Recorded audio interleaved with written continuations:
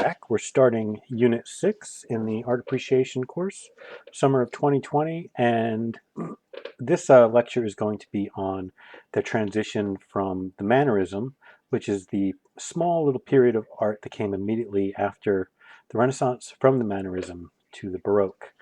But before we get started, I have a little bit I want to say, which is I'm I'm a little bit ambivalent about the fact that the art history component of this lecture is primarily falls into the kind of the standard art historical content. Now, we cover a lot of art as we go through different parts of the course, especially when we're talking about media and we're talking about design issues.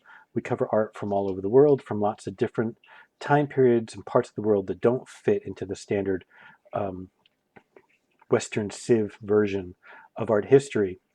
But the art historical lectures primarily follow that. And the reason for that is because, you know, because that's the story that so many art historians have told. It's the story of art history that I know the best, that the book follows pretty much, that and that all the art historians that I'm kind of basing this work on have followed. So, all the textbooks that I used when I was an undergraduate.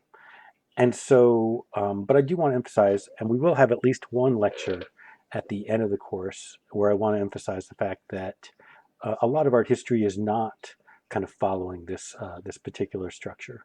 But I do also feel like it's important to know it because it's kind of like the canons of literature type issue. You kind of have to know it in part because other people have already based their ideas about what the canon is off of that. So yes, there are lots of literature, besides Don Quixote that you may need to read, but you should probably read Don Quixote. So that said, so we're going to start with the Maniera, the beginning of Mannerism or the Mannerist period. And then we're going to talk about the beginning of the Baroque. And so this will probably be a 4-part lecture. So let's get to the very start, where we're talking about there were at the end of the Renaissance period, there was a group of young artists who were making a lot of different kind of art, but the main thing that they had in common was that they were just slightly different, and in their own way, they were making work that felt very kind of stylized. And so other people started to refer to them as the Maniera, which is an Italian word. It basically means the manner, the people following the style.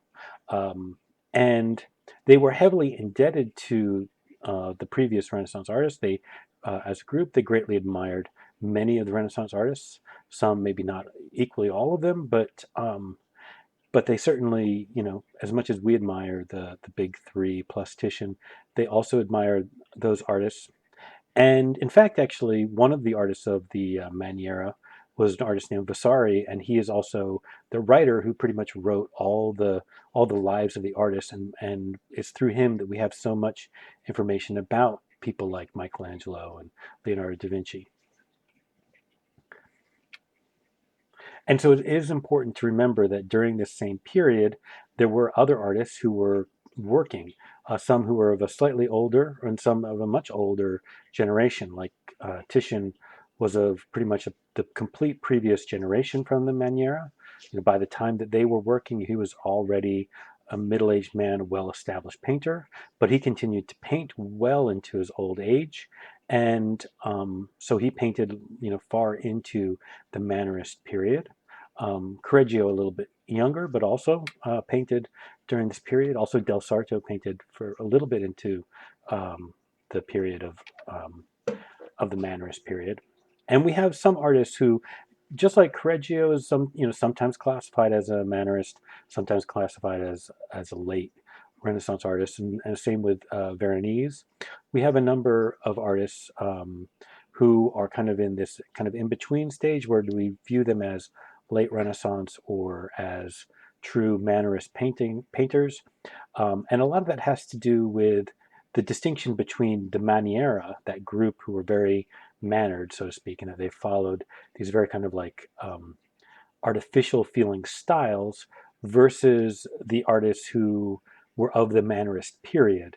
So, Paulo Veronese definitely worked, almost all of his work was from that time period. Um, but you will see in art history books sometimes him referred to as Proto Baroque or as a late Renaissance or as a Mannerist painter. And so if you remember the images we saw at the very start, we're talking about the Maniera. Um, some of those artists and some more, such as Bronzino, of the artists started to develop this very highly stylized form that you might call the high Maniera, and and where it is extremely stylized. It's heavily indebted to the work of the Renaissance artists before them, but also had this kind of a strange, almost surreal artificiality to it. Um, and in some ways, you could see the development of the beginnings of Baroque painting, especially the Caravaggio side of Baroque painting, as a reaction to this kind of extreme mannered, extreme stylized quality. But nonetheless, I would also say that you have to also accept that the Baroque was indebted to the Mannerists as much as they were indebted to uh, Renaissance artists. So um, the Baroque begins. Generally, we say the Baroque began in 1600, and um, it begins right away with this kind of dichotomy between these two big name Italian artists, one being Caravaggio and the other being Carracci. We're going to talk about Caravaggio first. Caravaggio was, in some ways, the bad boy of the beginning of the Baroque.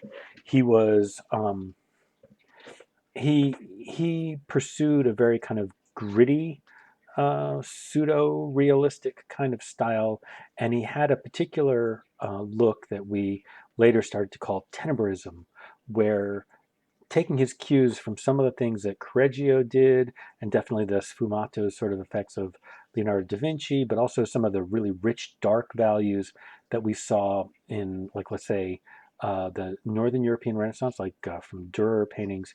Taking his cues from all those, he developed this extremely kind of dark style of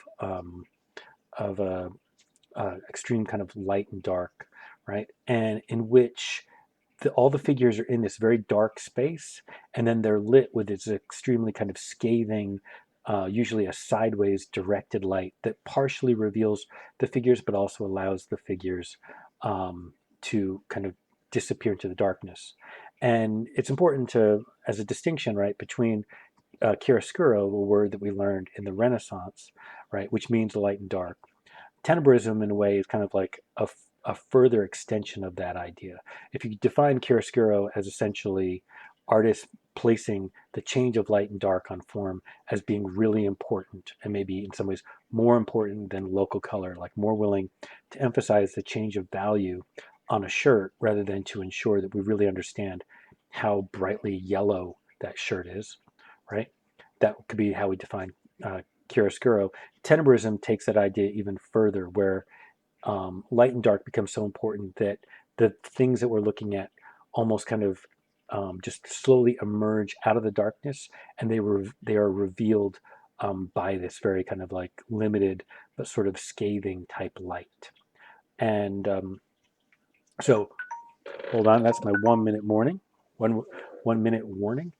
So we are, as I said, Caravaggio is one side of this divide, and Carracci was the other side.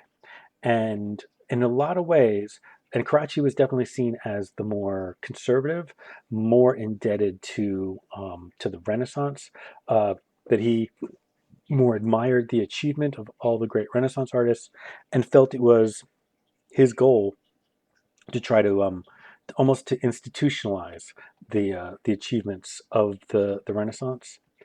And related to that also, and here's the thing, Karachi, between the two of them, Karachi was, at least in the short term, the way more influential artist compared to Karachi and Caravaggio.